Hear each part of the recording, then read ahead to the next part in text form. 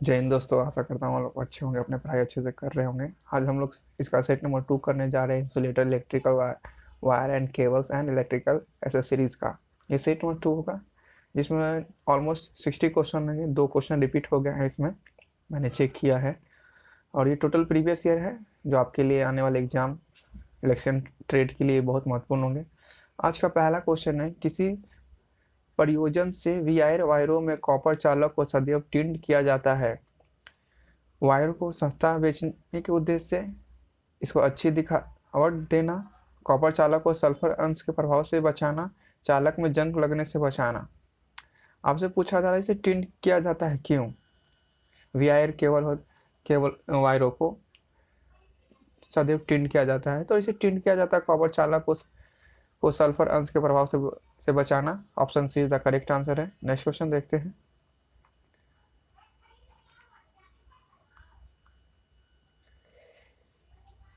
इस वर्ग की विद्युत रोधी सामग्री सबसे अधिक तापमान सहन कर सकती है। मैंने कल इस टाइप का जब सेट कराया था तो मैंने एक चार्ट दिया था जिसमें आपको सभी का विद्युत रोधी रेंज दिया गया था उसमें। तो आपने अगर पढ़ा होगा तो इसका आंसर आप आसानी से दे सकते हैं। मैं इसका आंसर उसके बाद दूंगा, आप पहले देने की कोशिश कीजिए।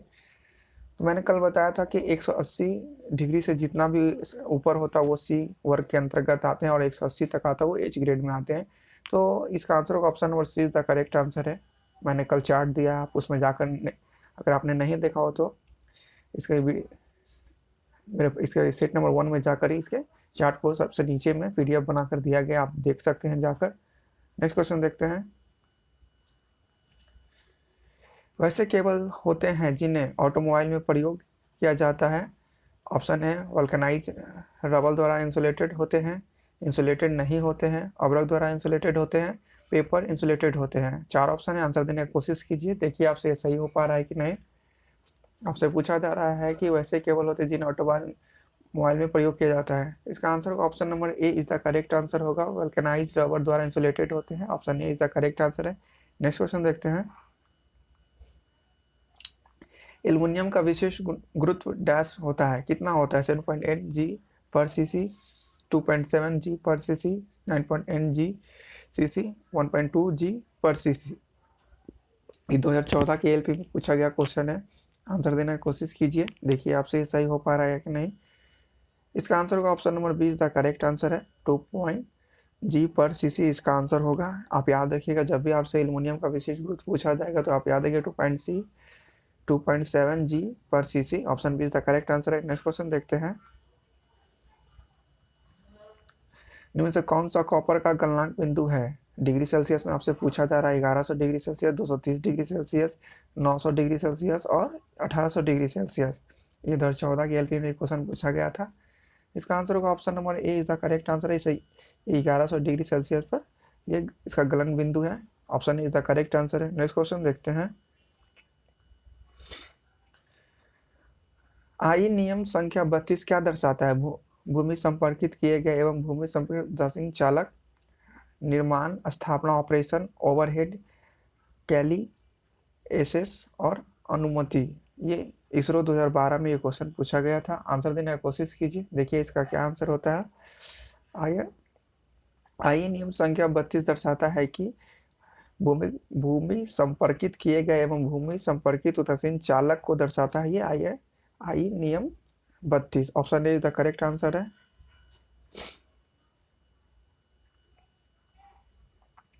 नेक्स्ट क्वेश्चन देखते हैं। इसका आंसर था option number A is the correct answer है। नेक्स्ट क्वेश्चन देखते हैं। यदि किसी प्रतिरोध की 4 पहिया लाल, हरा, नीला, नारंगी है तो उस प्रतिरोध का मान कितना होगा।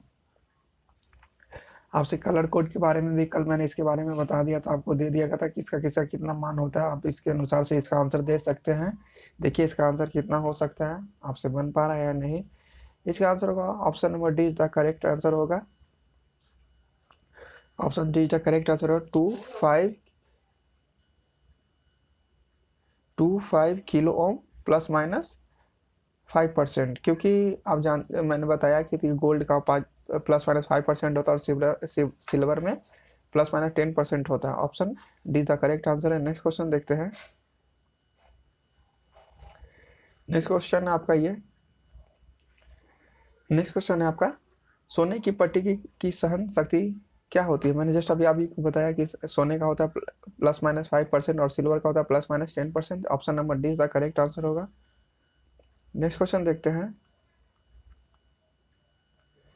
वो अधिकतम भार क्या है जो ऐसे परिपथ से जोड़ा जा सकता है जो केवल लाइटिंग बिंदु को जोड़ता है? वो अधिकतम मान पूछा जा रहा है। इससे पहले मैंने भी इस टाइप का बहुत बार क्वेश्चन आपको बताया है कि कितना अधिकतम मान होता है और कितना नहीं होता है, और एक सिर्फ एक पॉइंट पे कितने स्विच बिंदु में होते हैं। इस टाइप का मैंने क्वेश्चन करवाया था, कितने स्विच का अधिकतम हो सकता है वहाँ, और लोड के बारे में भी मैंने बताया था। तो ये अधिकतम लोड 800 होती है, ये 800 वाट होगी अधिकतम। Option B is the correct answer है। नेक्स्ट क्वेश्चन देखते हैं, किस उद्देश्य से आए नियम बनाए गए हैं? विद्युत हानि को कम करने के लिए, सुरक्षा, राज्य चलाने के लिए, सुरक्षा और संरक्षा के लिए, वृहत विद्युत उत्पादन के लिए? आंसर देने की कोशिश कीजिए, किस लिए आई नियम बनाया गया है? आप इलेक्ट्रिशियन के उद्देश्य से आप आई नियम पढ़ेंगे तो क्या हो सकता है? सुरक्षा और संरक्षा होगी। Option C is the correct answer है। नेक्स्ट क्वेश्चन देखते हैं, नेक्स्ट क्वेश्चन, पीवीसी कंडक्टिव परिपथ का उपयोग किस वोल्टेज के स्तर के लिए किया जाता है? 800 से ज़्यादा, 5 वोल्ट से ज़्यादा, 250 से 600 वोल्ट के बीच, 125 वोल्ट से कम। पीवीसी कंडक्टिव परिपथ का उपयोग वोल्टेज स्तर होता है 250 से 600 के बीच। Option C is the correct answer है। नेक्स्ट क्वेश्चन देखते हैं,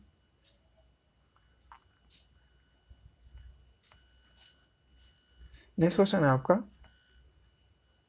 इससे पहले मैंने ये क्वेश्चन आपको करा दिया। ये नेक्स्ट क्वेश्चन है आपका, SCSR कंडक्टर को निम्नलिखित में से किसका उपयोग कर जोड़ बनाया जाता है? स्लीव, लीव और नट कनेक्टर, कंप्रेस स्लीव, ओवल आकार की स्लीव, यूनिवर्सल पीजी क्लैम्प्स?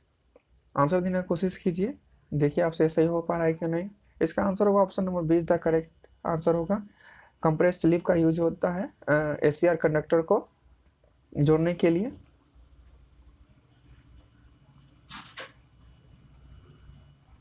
सपाट छत वाली इमारत के शीर्ष और ओवरहेड लोड या मीडियम वोल्टेज लाइन के बीच ऊर्ध्वाधर क्लियरेंस न्यूनतम कितना होता है? 2.4 मीटर, 1 मीटर, 2.439 मीटर, 2.43 मीटर?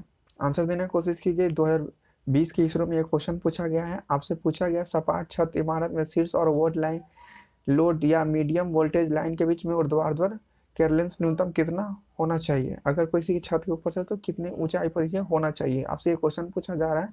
इसका आंसर होगा option number C is the correct answer होगा। 2.439 मीटर होता है ये। Option C is the correct answer है। नेक्स्ट क्वेश्चन देखते हैं, किसी विद्युत आयरन के लिए रिबन फिलामेंट के तापमान की रेंज क्या होती है? 200 सेंटीग्रेड से 300 सेंटीग्रेड, 1200 सेंटीग्रेड से 1300 सेंटीग्रेड, 400 से लेकर 450 सेंटीग्रेड, और 800 से 850 सेंटीग्रेड? आंसर देने की कोशिश कीजिए, देखिए आपसे सही हो पा रहा है कि नहीं। इसका आंसर होगा option number D is the correct answer है। 800 से 850 सेंटीग्रेड इसका होता है फिलामेंट रिबन का तापमान रेंज, ये होता है 800 से 850 से। नेक्स्ट क्वेश्चन देखते हैं, क्षितिजीय रंध्र में क्लिप्स के बीच की दूरी निम्नलिखित में किससे अधिक नहीं होनी चाहिए? 15 centimetre, 10 centimetre, 20 centimetre, 5 centimetre? Answer देने की कोशिश कीजिए, कितना हो सकता है इसकी दूरी? इसकी दूरी होगी 10 सेंटीमीटर से अधिक नहीं होनी चाहिए। Option B is the correct answer है। नेक्स्ट क्वेश्चन देखते हैं, पीजो विद्युतीय सामग्री का उदाहरण क्या है? कांच, क्वार्ट्ज और कोरंडम और नियोपिन? पीजो इलेक्ट्रिक इफेक्ट आपने कभी इस टाइप का पढ़ा होगा तो इसका आप आंसर बता सकते हैं। इसका आंसर होगा पीजो विद्युतीय सामग्री के लिए क्वार्ट्ज का यूज किया उदाहरण इसका। Option B is the correct answer है। ALP 2018 में क्वेश्चन पूछा गया था। एक वर्ग के विद्युत रोधन के लिए अधिकतम तापमान सीमा कितनी होती है? मैंने कल इसका PDF बनाकर कल सेट में हमने दे दिया था। आशा करता हूँ इसका आंसर आप जरूर दे सकते हैं। इसका आंसर होगा F रेंज के लिए 155 सेंटीग्रेड होता है। Option D is the correct answer है। नेक्स्ट क्वेश्चन देखते हैं, निम्न से किस पदार्थ का प्रयोग फ्यूज पदार्थ के रूप में नहीं किया जा सकता? एल्युमिनियम का, टीन का, सीसा का। हम लोग टीन का भी यूज करते हैं, एल्युमिनियम का भी यूज करते हैं फ्यूज बनाने में, सीसा का भी यूज करते हैं, लेकिन हम कार्बन का यूज नहीं करते क्योंकि कार्बन का ऋणात्मक गुण होता है इसमें। Option D is the correct answer है। नेक्स्ट क्वेश्चन देखते हैं। किस प्रकार की लक्स का प्रयोग एल्युमिनियम केबल को कॉपर बस बार से जोड़ने हेतु किया जाता है? Bimetallic cable conductor, bimetallic cable lugs, insulated sleeve lugs, copper lugs. Answer देने की कोशिश कीजिए। आपसे पूछा गया है कि किस लक्स का प्रयोग एल्युमिनियम केबल को कॉपर बस बार से जोड़ने हेतु किया जाता है? तो इसका यूज करते हैं हम लोग बाईमेटेलिक केबल लक्स का यूज करते हैं। Option B is the correct answer है। नेक्स्ट क्वेश्चन देखते हैं। 1 किलो ओम प्रतिरोध का रंग कोड कितना होता है? 1 किलो ओम का प्रतिरोध कोड का रंग होता है भूरा, काला, लाल। Option C is the correct answer है। नेक्स्ट क्वेश्चन देखते हैं। नेक्स्ट क्वेश्चन है आपका, आर्मेड केबल का खासियत क्या है? यह ज़्यादा झटका या दबाव सह सकती है, या गैलन के माध्यम से आसानी से बिछाया जा सकता है, इसका इंसुलेशन प्रति ज़्यादा होता है, उच्च विभव की सहनीय शक्ति होती है। 4 ऑप्शन है, आंसर देने की कोशिश कीजिए। देखिए इसका क्या आंसर हो सकता है। आर्मेड केबल का खासियत है कि ये ज़्यादा झटका और दबाव सह सकती है। Option A is the correct answer है। नेक्स्ट क्वेश्चन देखते हैं। स्टीम आयरन में प्रयुक्त हीटिंग एलिमेंट निम्नलिखित में से कौन सा है? स्टीम आयरन में पूछा जा रहा है, जिसमें हम लोग आयरन में पानी डालकर उसको ये करते हैं। स्टीम आयरन का जो एक होता है वो उसमें पूछा जा रहा है। तो इसमें पूछा जा रहा है कि क्या एलिमेंट होता है? माइका प्रेस टंगस्टन स्ट्रिप, खुली टंगस्टन कॉइल, तांबे की कॉइल, सील टंगस्टन ट्यूब। इसका आंसर होगा option number A is the correct answer है। माइका प्रेस टंगस्टन स्ट्रिप का यूज किया जाता है स्टीम आयरन में। नेक्स्ट क्वेश्चन देखते हैं। पीवीसी विद्युत रोधित गैर आच्छादित एकल और core cable, PVC insulated non seated single quote cable का प्रयोग मुख्यतः किया जाता है निम्न स्थानों में: घरेलू एवं औद्योगिक वायरिंग में, सूक्ष्म स्थानों में, भूमिगत प्रणाली में, खतरनाक स्थानों पर। इन चारों में से आंसर देने की कोशिश कीजिए। देखिए आपसे सही हो पा रहा है कि नहीं। हम लोग पीवीसी विद्युत रोधी और गैर आच्छादित एकल कोर केबल का प्रयोग किया जाता है। कहाँ क्या किया जाता है आपसे पूछा जा रहा है। तो इसका हम लोग यूज करते हैं घरेलू एवं औद्योगिक वायरिंग में। Option B is the correct answer है। नेक्स्ट क्वेश्चन देखते हैं। सोल्डरिंग आयरन की बीट बनी होती है, इसका जवाब आप आसानी से दे सकते हैं क्योंकि इस टाइप का क्वेश्चन आपने जरूर कहीं पढ़ा होगा। तो सोल्डरिंग आयरन का बीट जो होता है वो तांबे का बना रहता है। याद रखिएगा, जब भी आपसे ये क्वेश्चन पूछा जाए कि सोल्डरिंग आयरन का बीट किस चीज का बना होता है, तो वो तांबे का बना होता है। Option B is the correct answer था। नेक्स्ट क्वेश्चन देखते हैं। किसी द्विघातित पट्टी के लिए तापमान की सेटिंग को कैसे परिवर्तित किया जा सकता है? धारों को परिवर्तित कर इसे हीटिंग एलिमेंट के पास और दूर कर आवृत्ति को परिवर्तित कर आईपी वोल्टेज को परिवर्तित कर। 4 ऑप्शन दिया गया, आंसर देने का कोशिश कीजिए। देखिए इसका क्या सही आंसर हो सकता है। आपसे क्वेश्चन पूछा गया कि द्विधात्विक पट्टी के लिए तापमान की सेटिंग को कैसे परिवर्तित किया जा सकता है। इसे परिवर्तित करने का रूल है कि इसे हीटिंग एलिमेंट के पास और दूर रखकर इसे परिवर्तित किया जा सकता है। Option B is the correct answer है। नेक्स्ट क्वेश्चन देखते हैं। केबल में होता है कई मुक्त इलेक्ट्रॉन, एक ठोस पदार्थ या एक विद्युतीय चालक, एक केंद्रीय कोर या बहुत से लिपटे हुए चालक से बना कोर, एक ही प्रकार के दो या दो से अधिक चालकों का एकल विद्युतीय चालक, एकल लिपटे हुए तार। इसका आंसर देने का कोशिश कीजिए। देखिए आपसे सही हो पा रहा है कि नहीं। तो केबल होता है एक ही प्रकार के दो या दो से अधिक चालकों का एकल विद्युतरोधी चालक। Option D is the correct answer होगा। नेक्स्ट क्वेश्चन देखते हैं। Option D is the correct था इसका। नेक्स्ट क्वेश्चन देखते हैं। आईएसआई कोड के अनुसार भूमि संपर्क संयोजन के लिए प्रयुक्त तार का रंग अनुशंसित रंग क्या है? इस टाइप का मैंने क्वेश्चन करवाया है, मैं फिर से बता दूं। जब भी आपसे पूछा जाए कि भूमिगत केबल के लिए किस कलर का तार का यूज होता है, तो हरा कलर होता है। न्यूट्रल के लिए न्यूट्रल के लिए ब्लैक कलर होता है, और फेज के लिए रेड, येलो और ब्लू कलर का तार होता है। ये याद रखिएगा। नेक्स्ट क्वेश्चन देखते हैं। आईएसआई कोड के अनुसार भू संपर्क संयोजन के लिए प्रयुक्त तार का, सेमी क्वेश्चन था। Option D is the correct answer होगा। ये रिपीट हो गया है, मैंने पहले ही बताया कि 2 क्वेश्चन रिपीट हो गए हैं आज। नेक्स्ट क्वेश्चन देखते हैं। भूमिगत तार डालने के लिए सबसे आसान विधि क्या है? पाइप विधि, अप्रत्यक्ष गहराई, प्रत्यक्ष गहराई, क्षैतिज दिशीय ड्रिलिंग। तो भूमिगत तार डालने के लिए सबसे आसान विधि है प्रत्यक्ष गहराई। Option C the correct answer है। नेक्स्ट क्वेश्चन देखते हैं।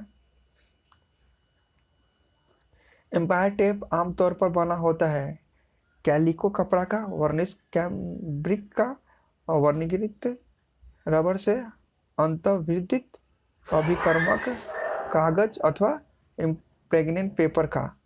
तो एम्पायर टेप वर्निशिंग कैमरिंग का बना होता है। Option be the correct answer है। नेक्स्ट क्वेश्चन देखते हैं।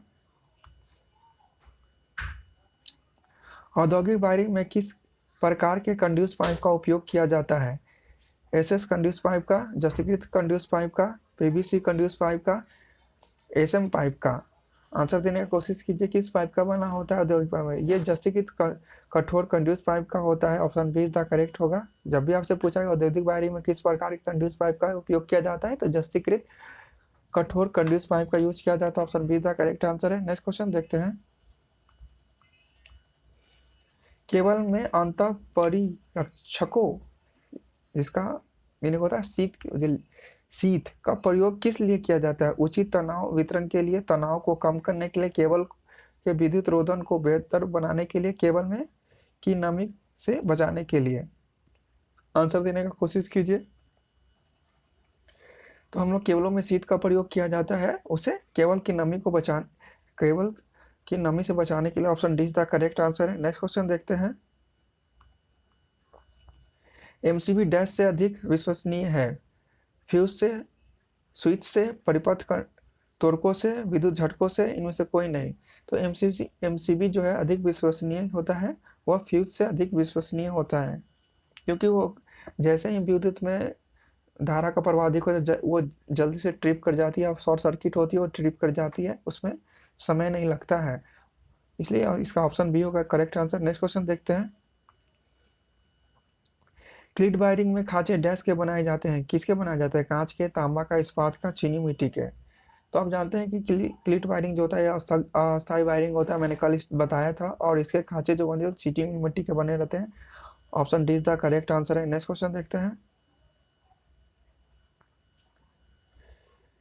एक स्वचालित विद्युत इस्त्री ऑटोमेटिक इलेक्ट्रिक आयरन के ताप नियामक घटक का नाम क्या है? प्रेशर प्लेट, थर्मोस्टेट, तापीय अवयव और ठोस प्लेट। इसका जवाब आसानी से देख सकते हैं आप। जब भी आप आयरन करते हैं उसमें एक थर्मोस्टेट लगा रहता है जो तापमान को नियंत्रित करता है। Option B is the correct answer होगा इसका, जिसे हम लोग थर्मोस्टेट भी कहते हैं। ये स्वचालित आयरन में जो लगा होता है, जो तापमान को हम लोग नियंत्रित करते हैं, और तापमान जैसे ही अधिक होता है वो ट्रिप वो बंद हो जाता है, उसे थर्मोस्टेट ही कहते हैं हम लोग। Option be the correct answer. Next question देखते हैं। दिए गए विकल्पों में से घरेलू उपकरण के लिए प्रयुक्त केबल के प्रकार का चयन करें। गोलीय लचीली केबल, कवचित केबल, निम्नजित सपाट केबल, परिरक्षित केबल। आंसर देने का कोशिश कीजिए, देखिए आपसे सही हो पा रहा है कि नहीं। घरेलू उपकरण में किस प्रकार का केबल का यूज? हम लोग घरेलू उपकरण में गोल लचीली केबल का उपयोग करते हैं। Option A is the correct answer है। नेक्स्ट क्वेश्चन देखते हैं। आईएसआई के अनुसार विद्युत वाटर हीटर के ढांचे एवं संयोजक केबल के बीच इंसुलेटर प्रतिरोध कितना होता है? कितना होता है आपसे पूछा जा रहा है कि विद्युत हीटर के ढांचे संयोजन के लिए विद्युत इंसुलेटर प्रतिरोध कितना होता है। तब भी आपसे पूछा जाए कि वाटर हीटर के ढांचे में संयोजन केबल के बीच इंसुलेटर प्रतिरोध कितना होता है, वो 1 मेगा ओम होता है। Option C is the correct answer है। नेक्स्ट क्वेश्चन देखते हैं। पाइप अर्थिंग प्रतिरोध को किसके द्वारा विनियमित किया जा सकता है? अर्थिंग रॉड को बदलकर, तांबे की रॉड को डालकर, नमक और पानी को डालकर, चालक तार को बढ़ाकर। जब भी आपसे पूछा जाए कि पाइप अर्थिंग प्रतिरोध को किसके द्वारा विनियमित किया जा सकता है, तो उसे हम लोग नमक और पानी डालकर ये उसे विनियमित किया जा सकता है। Option C is the correct answer है। नेक्स्ट क्वेश्चन देखते हैं।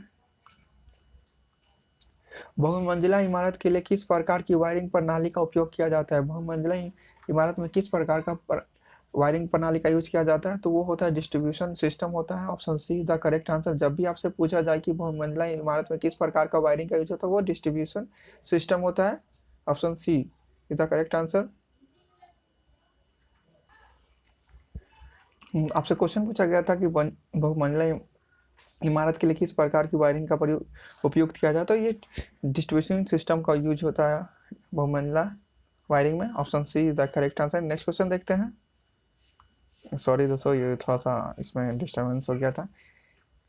कितनी दूरी पर हमें भवन के अर्थिंग इलेक्ट्रोड को लगाना होता है। 1.5 मीटर दूरी पे, 0.5 मीटर की दूरी पर, 1 मीटर दूरी पर, 10 मीटर की दूरी पर। जब भी आपसे पूछा जाए कि भवन से कितनी दूरी पर अर्थिंग इलेक्ट्रोड को लगाया जाता है, 1.5 मीटर की दूरी पर लगाया जाता है। इसे याद रखिएगा। Option A is the correct answer है। नेक्स्ट क्वेश्चन देखते हैं। भूमिगत केबल में वेडिंग निम्नलिखित उद्देश्य से किया जाता है। केबल में होने वाले यांत्रिक क्षति से बचाने के लिए, आर्मिंग द्वारा होने वाले यांत्रिक क्षति से वायु में आवरण की सुरक्षा के लिए, प्रभावी रूप से ऊष्मा क्षय के लिए, नमी को घुसने से रोकने के लिए। आंसर देने की कोशिश कीजिए कि इसलिए हम लोग वेडिंग का यूज करते हैं। जब भी आपको पूछा जाए कि हम भूमिगत केबल में वेडिंग का किस उद्देश्य से यूज करते हैं, तो इसका आंसर होगा option number 20 the correct answer होगा। आर्मिंग द्वारा होने वाले यांत्रिक क्षति से धातु के आवरण की सुरक्षा के लिए। ऑप्शन 20 द करेक्ट आंसर है। जब भी आपसे वेडिंग के लिए पूछा तो आर्मिंग द्वारा होने वाली यांत्रिक क्षति से बचाने के लिए, आवरण सुरक्षा के लिए यूज किया जाता है wedding. Option 20 the correct answer है। नेक्स्ट क्वेश्चन देखते हैं। डैश सभी के लिए डबल अर्थ जरूरी होता है। ऐसे सीरीज के लिए, स्विच के लिए, मोटर के लिए, एमसीबी के लिए। जब भी आपसे डबल अर्थिंग के लिए बोला जाए तो ये मोटर के लिए यूज होता है। Option C the correct answer है। Option C the correct answer है। नेक्स्ट क्वेश्चन देखते हैं। जब भी याद रखिएगा कि डबल अर्थिंग मोटर में यूज होता है। Option C the correct answer है। नेक्स्ट क्वेश्चन देखते हैं। 15 एम्पियर रेटिंग से अधिक रेटिंग वाले आउटलेट को किस तरह से जोड़ा जाना चाहिए। एक टीपी स्विच से, एक डीपी स्विच से, एक टू वे स्विच से, एक एसपी/एसटी स्विच से। जब भी आपको इस टाइप का क्वेश्चन पूछा जाए कि 15 रेटिंग से अधिक के लिए हम लोग किस में जोड़ते हैं, तो ये हमेशा DP switch, double pole switch से जोड़ा जाता है 15 एम्पियर के रेटिंग से अधिक वाले आउटलेट को। Option be the correct answer है। नेक्स्ट क्वेश्चन देखते हैं। स्विच को डैश एसेसरीज के रूप में वर्गीकृत किया जाता है। हम लोग क्या करते हैं स्विच से, हम लोग क्या उसे करते हैं, होल्डिंग करते हैं, सेफ्टी है वो आउटलेट है, या कंट्रोलिंग है। हम जानते हैं कि हम स्विच से कंट्रोल करते हैं, ऑन ऑफ करते हैं स्विच के द्वारा। Option D is the correct answer है। नेक्स्ट क्वेश्चन देखते हैं। निम्नलिखित में कौन सा टेप मोटर कनेक्शन के लिए सबसे उपयुक्त होता है। प्लास्टिक, रबर, कागज, वर्निश्ड कैम्ब्रिक का आंसर देने की कोशिश कीजिए। क्वेश्चन आपसे पूछा गया है कि कौन सा टेप मोटर कनेक्शन के लिए सबसे उपयुक्त होता है। प्लास्टिक, रबर, कागज और वर्निश कैम्ब्रिक का यूज होता है। तो जब भी आपसे पूछा जाए कि मोटर के लिए किस प्रकार के टेप का यूज किया जाता है, तो वर्निश कैम्ब्रिक का यूज किया जाता है। Option D is the correct answer है। नेक्स्ट क्वेश्चन देखते हैं। बैटन पर TRS केवल डैश के लिए उपयुक्त है। अतिरिक्त उच्च वोल्टा के लिए, कम वोल्टा के लिए, मध्य वोल्टा के लिए, उच्च वोल्टा के लिए। आंसर देने की कोशिश कीजिए, देखिए आपसे सही हो रहा है कि नहीं। जब भी आपसे ये पूछा जाए कि बैटन पर TRS केवल डैश के लिए उपयुक्त है, तो ये कम वोल्टा के लिए यूज होता है। Option B is the correct answer है। नेक्स्ट क्वेश्चन देखते हैं। रोधन परीक्षण टेस्टिंग इंसुलेशन के लिए किस धारा का उपयोग किया जाता है। जिस धारा के लिए, स्पंदन मान धारा के लिए, प्रवृत्ति धारा के लिए और दोला या मान धारा के लिए। आंसर देने की कोशिश कीजिए। जब भी आपसे पूछा जाए कि टेस्टिंग इंसुलेशन के लिए किस प्रकार का धारा का यूज किया जाता है, आपको इंसुलेशन टेस्ट के लिए हम लोग हमेशा डिस धारा मतलब DC करंट का यूज करते हैं। उसमें हम लोग option A is the correct answer है। निम्नलिखित द्वारा संग्राहक गियर 25 kV से 50 हर्ट्ज आपूर्ति वाले AC ट्रैक्शन में प्रयुक्त की जाती है। ध्रुव संग्राहक के लिए, बो संग्राहक के लिए, हिरक प्रकार का पेंटोग्राफ के लिए, एक एकल प्रकार पेंटाग्राफ के लिए। आंसर देने का कोशिश कीजिए, देखिए आपसे सही हो पा रहा है कि नहीं। इसका आंसर होगा option number be the correct answer होगा। जब भी आपसे पूछा जाए कि धारा संग्राहक गियर 25 kV से 50 आपूर्ति वाले AC ट्रैक्शन में प्रयुक्त होता है, तो वो होता है बो संग्राहक का प्रयुक्त होता है। Option be the correct answer. Next question देखते हैं। पिन टाइप रोधक प्रयुक्त होता है, कितने kV तक यूज होता है। 11 KB, 33 KB, 33 KB से ऊपर उपयुक्त सभी। जब भी आपसे पिन टाइप के लिए बोला जाए तो वो 33 KB तक यूज होता है। Option B is the correct answer है। नेक्स्ट क्वेश्चन देखते हैं। उपकरण अर्थिंग किसके लिए प्रयुक्त होता है? प्रचालन करने वाले व्यक्ति सुरक्षा हेतु, उपकरण की सुरक्षा हेतु, रख रखाव लागत में कमी हेतु, उपयुक्त सभी। जब भी आपसे ये पूछा जाए कि उपकरण अर्थिंग किस लिए प्रयुक्त किया जाता है तो उपकरण अर्थी उपकरण सुरक्षा के लिए किया जाता है। Option B is the correct answer है। नेक्स्ट क्वेश्चन देखते हैं। संपूर्ण सब स्टेशन में भू संपर्क के लिए प्रति टोल प्रयोग किए जाते हैं। भू संपर्क छड़ का प्रयोग किया जाता है, भू संपर्क मैट का प्रयोग किया जाता है, पीटरसन कुंडली प्रयोग किया जाता है। सब स्टेशन भू संपर्क के लिए क्या यूज किया जाता है? तो सब स्टेशन भू संपर्क के लिए हम लोग भू संपर्क मैट का प्रयोग करते हैं। Option C the correct answer है। याद रखिएगा, जब भी पूछा जाए कि संपूर्ण सब स्टेशन भू संपर्क के लिए किसका यूज करते हैं तो हम लोग भू संपर्क मैट का यूज करते हैं। Option C the correct answer है। नेक्स्ट क्वेश्चन देखते हैं। लूप परीक्षण किससे जानने के लिए यूज करते हैं, प्रयुक्त करते हैं, या हम लोग उसका लूप परीक्षण में यूज करते हैं या प्रयोग करते हैं? आपसे पूछा जा रहा है केबल का भू संपर्क दोष के लिए, मुक्त परीक्षण दोष के लिए, परिपथ दोष के लिए, सॉरी शॉर्ट सर्किट दोष के लिए, केबल का गोलीय एवं शॉर्ट सर्किट दोष के दोनों के लिए। ये 2020 के इसरो टेक में पूछा गया क्वेश्चन था टेक्नीशियन के एग्जाम में। तो लूप परीक्षण जब भी आपसे पूछा जाए तो भू संपर्क शॉर्ट सर्किट जो दोष होती है उसमें ज्ञात करने लूप परीक्षण का यूज किया जाता है। केबल भू संपर्क दोष के लिए यूज किया जाता है। Option A is the correct answer है। नेक्स्ट क्वेश्चन देखते हैं। विद्युत सॉकेट में भू संजित बिंदु डैश के लिए सरलतम मार्ग उपलब्ध कराता है।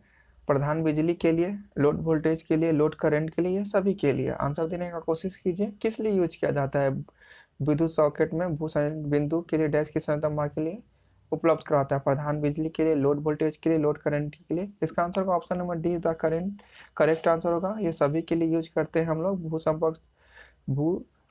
संपर्क के लिए। जब भी आपसे पूछा जाए कि विद्युत सॉकेट में भूयोजित बिंदु डैश के लिए सरलतम मार्ग उपलब्ध कराता है तो प्रधान बिजली, लोड वोल्टेज, लोड करंट, ये सभी के लिए यूज किया जाता है। Option D is the correct answer है। नेक्स्ट क्वेश्चन देखते हैं। घर्षण टेप निम्नलिखित से किस पदार्थ से बना होता है? रबर का, आंशिक युक्त संचेतित सूती कपड़ा का, पीवीसी का, वर्षी संचेतित कपड़ा का। आंसर देने का कोशिश कीजिए। ये किसका बना होता है घर्षण टेप जो हम लोग यूज करते हैं? तो ये बना होता है आपका आसंजक युक्त संचेतित सूती कपड़ा। Option B is the correct answer है। नेक्स्ट क्वेश्चन देखते हैं। निम्न में से कौन सा तापमान में वृद्धि होने का एक सही प्रभाव है? शुद्ध धातुओं के प्रतिरोध में वृद्धि, विद्युत रोधी के प्रतिरोध में वृद्धि, विद्युत अपघट के प्रतिरोध में वृद्धि, और चालक के प्रतिरोध में वृद्धि। आंसर देने की कोशिश कीजिए। देखिए आपसे सही हो पा रहा है कि नहीं। ये 2018 की एलपी में क्वेश्चन पूछा गया था। आंसर देने की कोशिश कीजिए। देखिए आपसे सही हो रहा है कि नहीं। इसका आंसर होता है शुद्ध धातुओं के प्रतिरोध में वृद्धि का प्रभाव है ये। जब भी आपसे क्वेश्चन पूछा जाए कि कौन सा तापमान वृद्धि का सही प्रभाव है शुद्ध धातुओं के प्रतिरोध में वृद्धि, option A is the correct answer है। नेक्स्ट क्वेश्चन देखते हैं। डैश दो या दो से अधिक तारों को एक साथ जोड़ने का एक विधि है जिसे वोल्टेज की न्यूनतम हानि होती है। मरोड़, पट्टी, जोड़, गोंद। गोंद होगा या जोड़ होगा, मरोड़ या पट्टी होगा? आंसर देने की कोशिश कीजिए। इसका आंसर होगा option number D is the correct answer होगा। जोड़ दो या दो से अधिक तारों को एक साथ जोड़ने का एक विधि है जिसे वोल्टेज की न्यूनतम हानि होती है। Option C is the correct answer है। नेक्स्ट क्वेश्चन देखते हैं।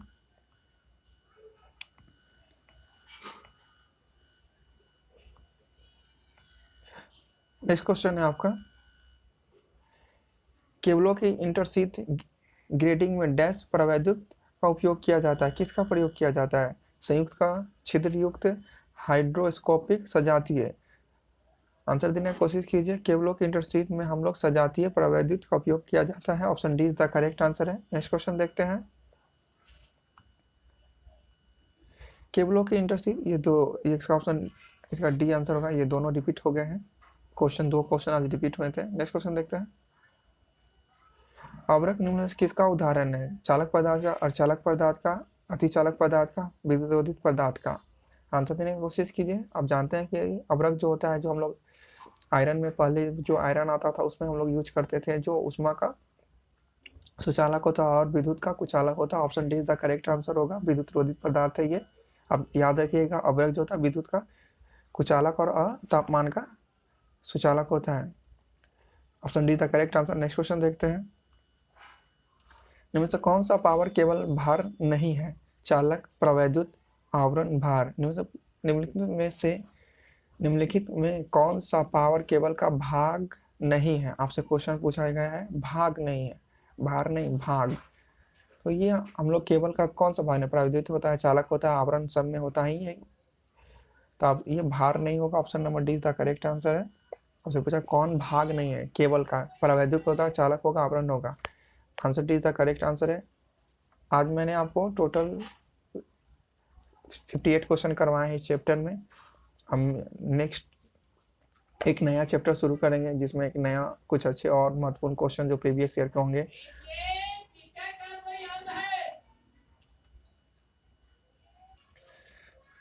नए चैप्टर में हम लोग मिलेंगे। तब तक के लिए धन्यवाद। आशा करता हूँ अगर ये क्वेश्चन अच्छे लगे तो प्लीज़ मेरे चैनल को लाइक शेयर सब्सक्राइब जरूर करें।